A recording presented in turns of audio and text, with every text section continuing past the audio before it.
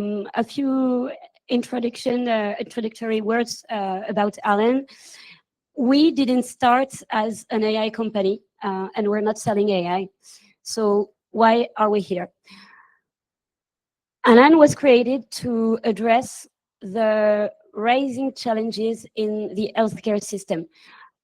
From the start, our mission has been to leverage cutting-edge technology to provide the best experience to our members and help them navigate the healthcare system that can sometimes be complex.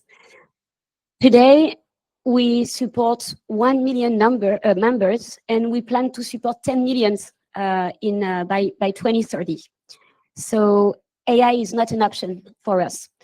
It is a key technology to make health simple, integrated, personalized for every single member. 2023 and the emergence of GenAI were a real turning point for us.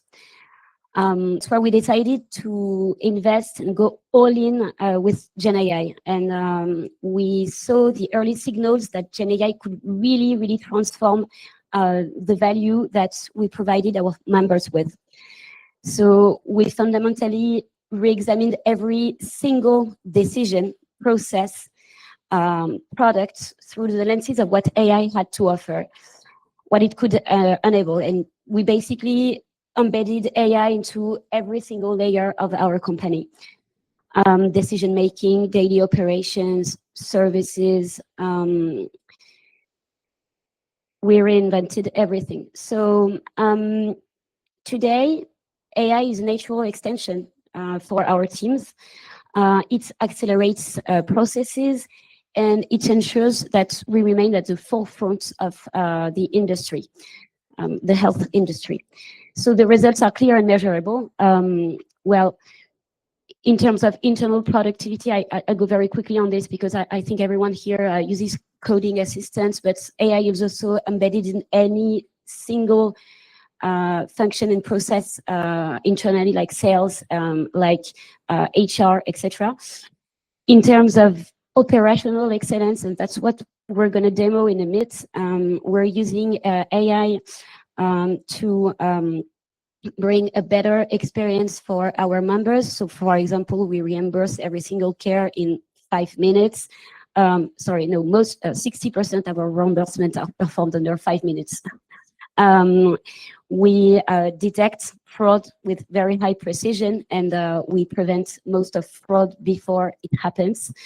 And 35% of the questions on our customer service are answered automatically.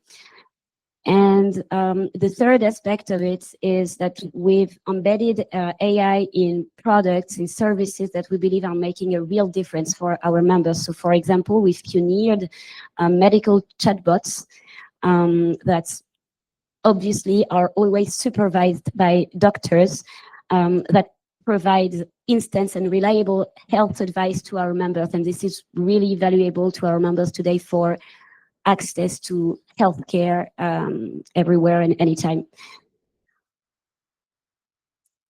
We'll share today learnings and decisions from our 3 years GenAI journey. So not all of them, obviously, but what the message that we want to convey is that the journey wasn't linear.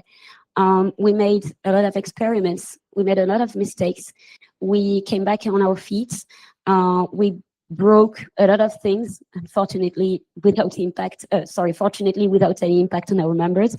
And well, without entering into a detailed use case, I think a nice example of this is how we started with workflows to feed our agents, and we ended up using playbooks. And we're mentioning that here because we know today there is still a battle between workflows and playbooks.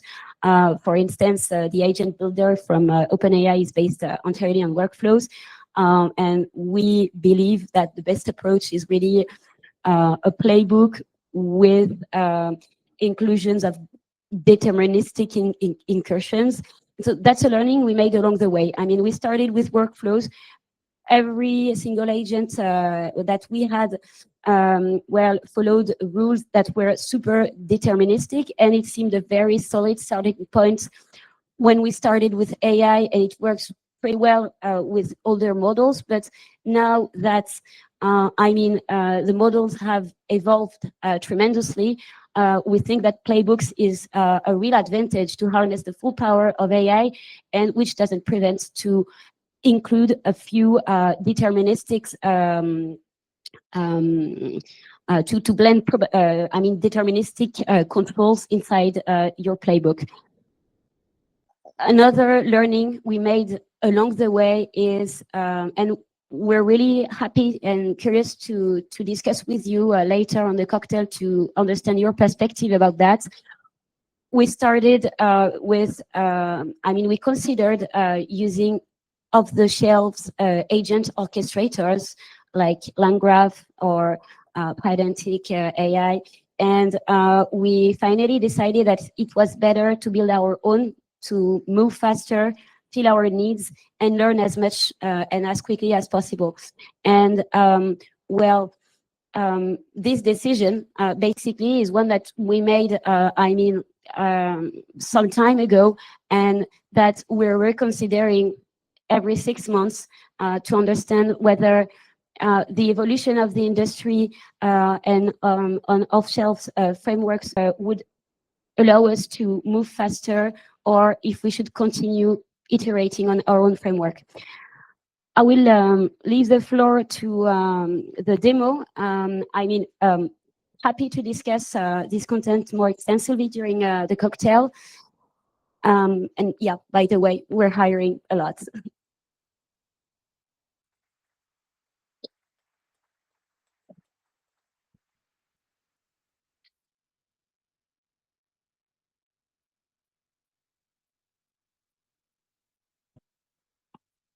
Very good. Thanks a lot, Gab. I'm Alex. I'm leading engineering at Alan, and today I will have the chance to show you a bunch of things that have been built by some engineers that are with us today. We have Alan's hat, so feel free to ask any question afterwards about maybe more details that you would like to cover. Initially, we also wanted to talk about how we use Figma MCP, but we only have a few minutes today, so I'm not going to be able to cover that, because we're thinking that something that could be more valuable is to tell you about a real story about our first AI agent currently in production. What problem does it solve? How we operate that agent on a daily basis, and what we learn along the way. So one quick note before we dive in. Everything that we're going to show you today is from our test environment, because as you can understand, for privacy and security reasons, we're not going to show you anything from production. So first, what problem we wanted to solve? At Alan, we support around 1 million members, and we want to support even more to help our members to have a better life. So navigating healthcare can be really stressful. When they reach out to us, we need to help them sometimes during a difficult moment. And we need to guide them with clarity, with empathy, and with efficiency. The questions they ask us are not easy ones. They are not about how to reset a password, like you can see in some demos, or things that can be built in a few minutes. They cover a wide range of complex and personal topics that demand accurate answers. So our members need instant answer, reliable guidance at scale. It was not something that traditional approaches can deliver efficiently. That's why we built our AI agent to solve that problem. Today, our agent is able to answer between 30 and 35% of the question for our members with a quality comparable to our care experts. So if we zoom in about the agent we had to build. We wanted to get multi-tone conversations so member can provide more details about the complex question they have. And step by step, share more details. Wanted to get escalation to be sure that at any moment we can escalate to a care expert. We wanted smart redirection to be sure that we're not going to stay in a chat. We're going to help our members to navigate across our product to complete their issues or challenges. And we wanted to make it personal, to be sure that we're going to be able to really answer their questions based on their guarantee, based on the state of their reimbursement, for example. And for that, we wanted to be able to manage a bunch of different topics. So let's have a look at how it works.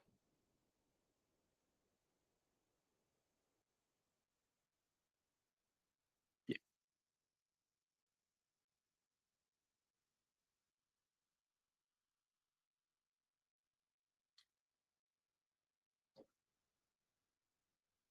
So here you are on Alan, and you're going to ask questions as a member. So that's a quick video of a question from our members. The first question we're going to ask is really generic. It's about the fact that they went to multiple visits and they don't know exactly what they need to do to get their reimbursement.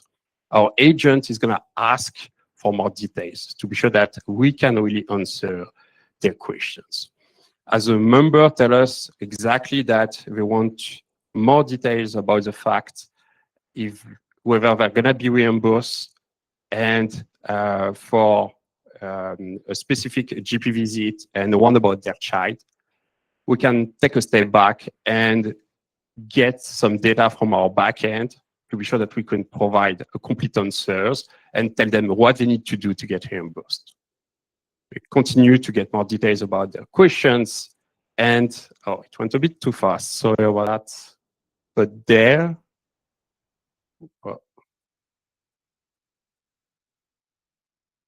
let's try again. Yeah.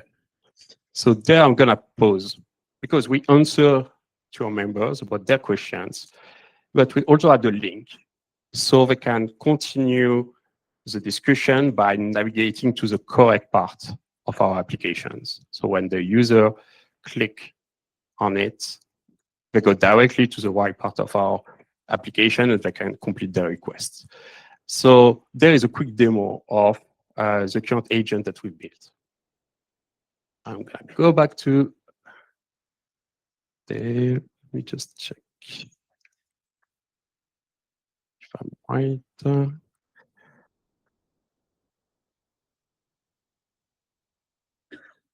Okay, we're good. That's amazing.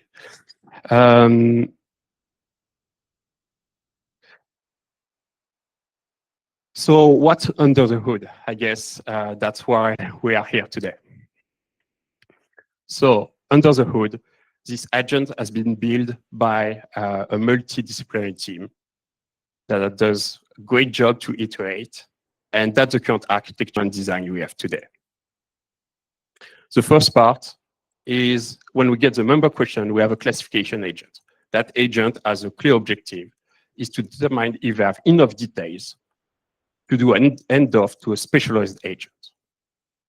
The demo I've shown you is about our claim agent that is able to tell you about our reimbursement and so on. But the main thing is that we have a first agent to classify the questions and to determine if we can call a specialized agent.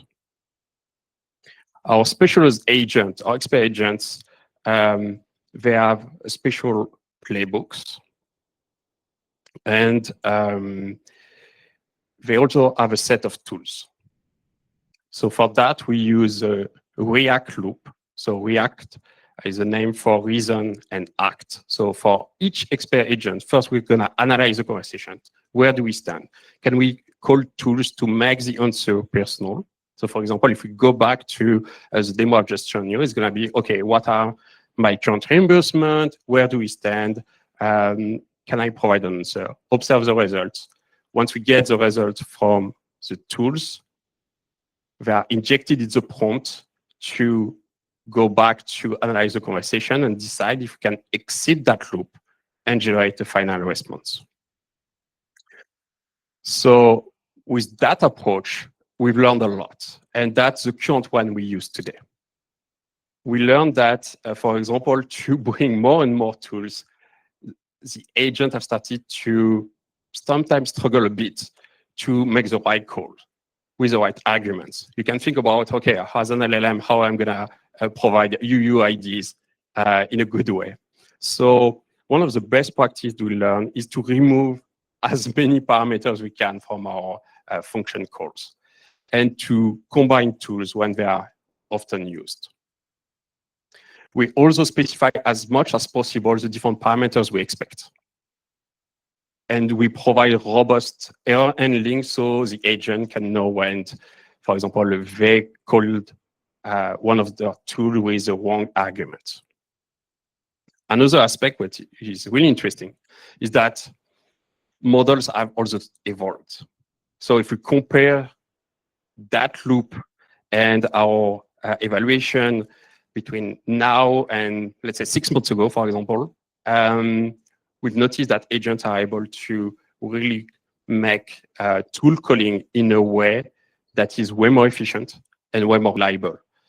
And that makes a lot of sense when we also chat more and more about MCPs, because that's where we want to go and to give more and more tools to our agents.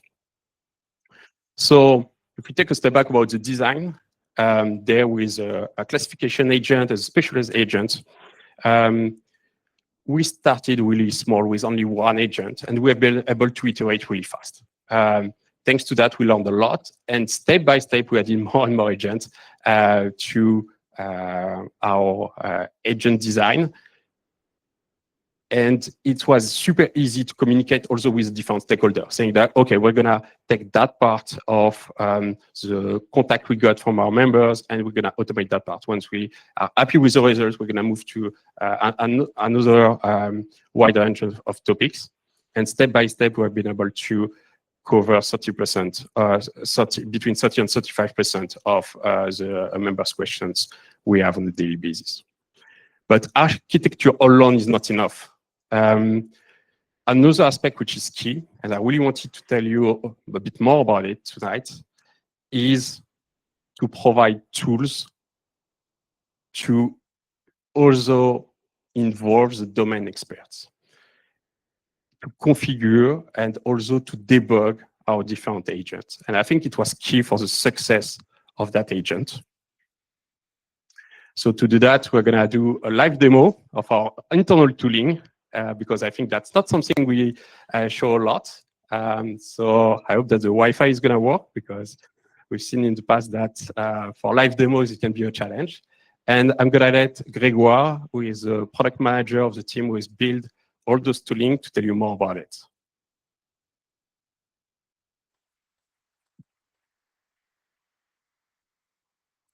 Cool. Hello, thank you, everyone. So as Alex said, what's very important when you build AI agents is the overall architecture, but there's also the tooling that goes around it. And I think you've heard it a lot over the past 2 years, but what matters most with AI agents is garbage in equals garbage out. And so very early on in our adventure, we were quite convinced that we had to focus on what was going inside our agents.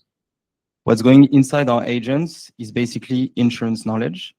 And who are the best people to know about insurance knowledge? It's our customer service operators. And so we built some tooling to allow customer service operators to maintain, to improve agents over time.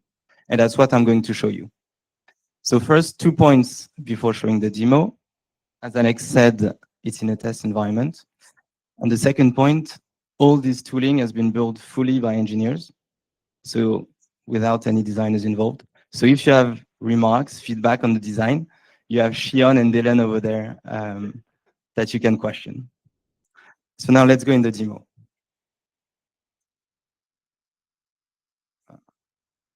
Everyone has the same problem. Okay. So I told you about design, but this is the first tool. It's called the debug tool. So this is a tool that we use, that customer service operators use, when they want to answer the question, what is wrong with my agent? Why did it answer in such a way? And so what you see here is a synthetic conversation between a member and our claims agent.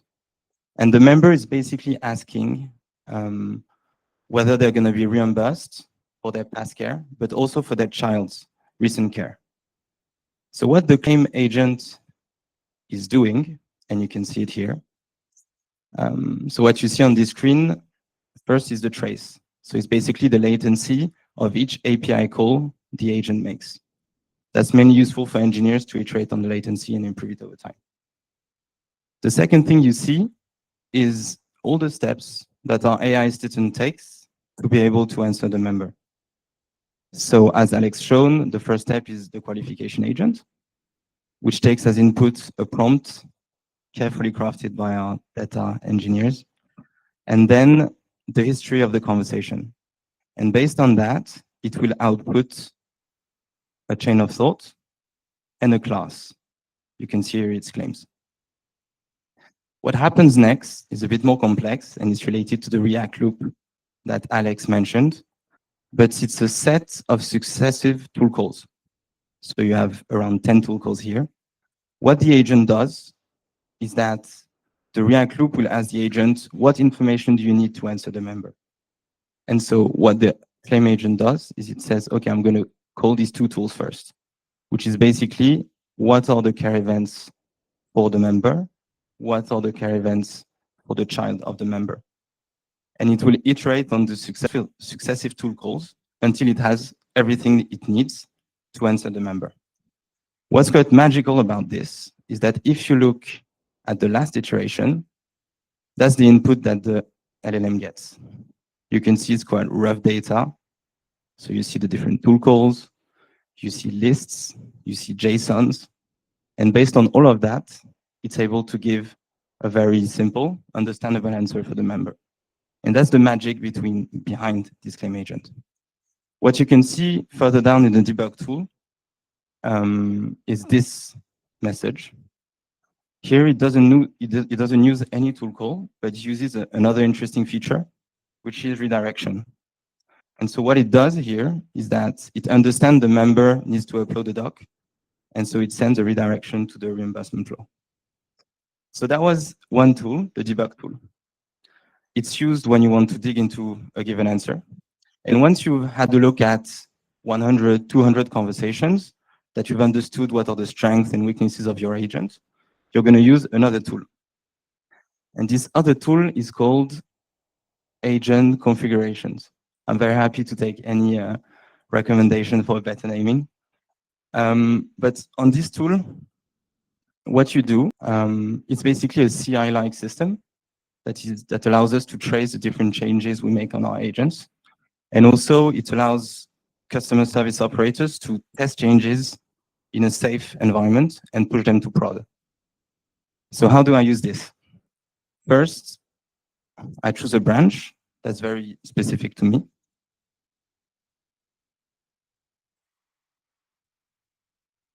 Okay, I didn't choose the right one. That's the magic of live demos, of course. So that's my branch. Then I can choose an agent, the claim agent, or favorite one. And what you can see is that I can modify different things: the prompt, the member attributes, the redirections, the tools. So I'm going to show you an example. I'm going to go into the prompt, and I'm going to delete the chain of thought. That's not a good thing to do, but I'll do it, and then I'll save. So here I'm still on my branch, so it's safe. It's not going to be shipped to prod. And so once I've done this change, I can do two things. Either I can ship it directly to prod if I'm very confident in my change, but I can also run an eval, where I can select a data set, select an agent, so here the claims agent, and select the number of conversations that the offline eval will run on. So here I've shown you two tools that customer service operators use on a day-to-day basis. We have other tools, and we'd be very happy to discuss them at the cocktail. But yeah, that was it for the live demo. So now, Alex, if you want to take the mic back.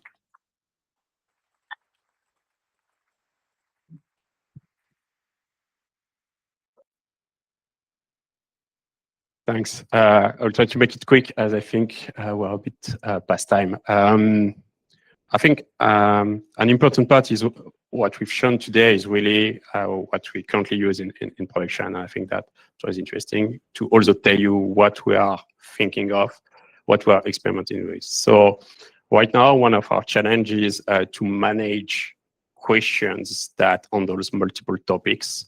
As you can imagine, as we qualify, then pick a specialist agent is not going to work super well right now. So we've explored different ways to address that challenge. One of them is to use a different design with a manager and orchestrator able to call the different agents.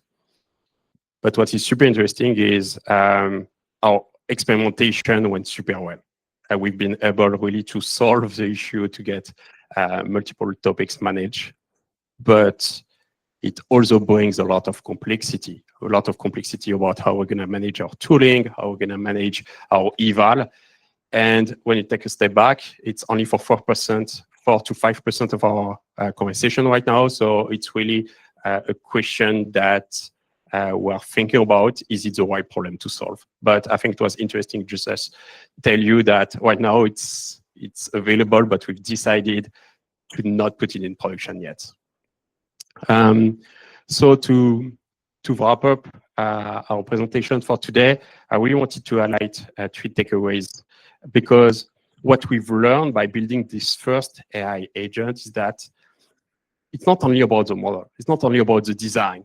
It's about combining the fact you have our AI expert, AI domain expert, our eval, and our design working together. That have been key for the success of that agent. So as takeaways, really, it's about what is the problem you want to solve with AI and with AI agent. There are a lot of discussion about we should use AI for X, Y, Z, but the question is for which problem. If there is no real problem, then it doesn't matter what solution you're going to get. The second is to make it a team effort, because as you've seen, we've invested a lot in our internal tooling to be sure that engineers or data scientists are not going to be the bottleneck or just be there to do prompt engineering, because it does not make sense. And we have really our domain experts able to debug and configure the different agents. That was key for us to scale. And the last one is to invest in tooling. I think right now, a bunch of solutions, some of them are mature, some of them are a bit less. So it's important to think about your problems and what you can build also internally to be sure that you're going to learn as fast as possible. So I hope that was useful. Thanks a lot for having us.